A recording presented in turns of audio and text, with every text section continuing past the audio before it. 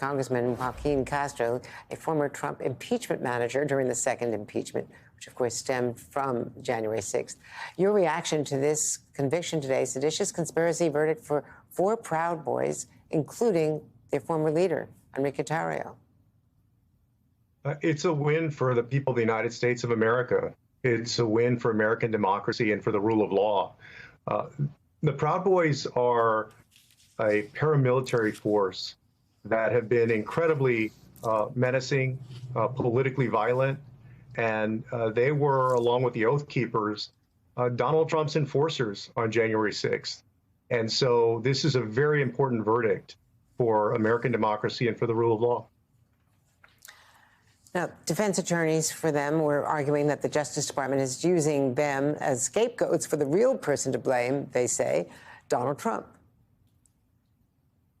They weren't, I wouldn't say they're scapegoats. They were active participants. They willingly did it. This is organization, Andrea, that, remember, has been declared a terrorist organization in our neighboring country to the north, in Canada, but also in New Zealand, because of the political violence that they've engaged in. But they're also not entirely wrong.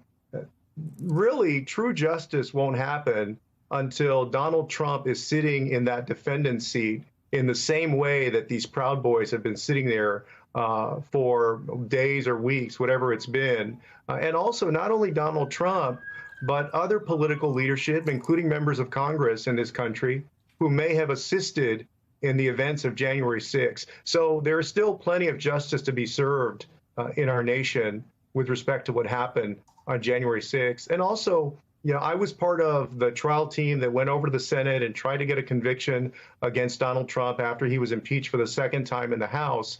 As everybody knows, we fell short. But during that trial, and in the lead up to that trial, we kept calling it an insurrection. I believe it's actually an attempted coup. These people were trying to change the course of American history and change who ultimately would ascend to become president of the United States. That's what this was, an attempted coup.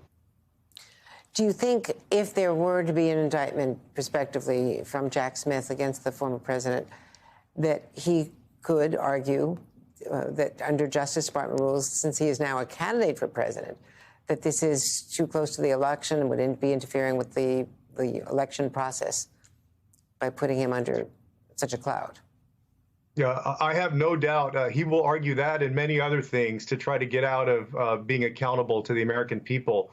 But the fact that it's taken the Justice Department a few years to put this case together shouldn't be an excuse to let Donald Trump off for another day once the Department of Justice is ready to bring charges. And I give the DOJ, because I've been critical of Merrick Garland, but I give them a lot of credit for all of the investigations and all of the foot soldiers, so to speak, that they put on trial and convicted for the events of January 6th, for this attempted coup. But again, the true ringleader was Donald Trump.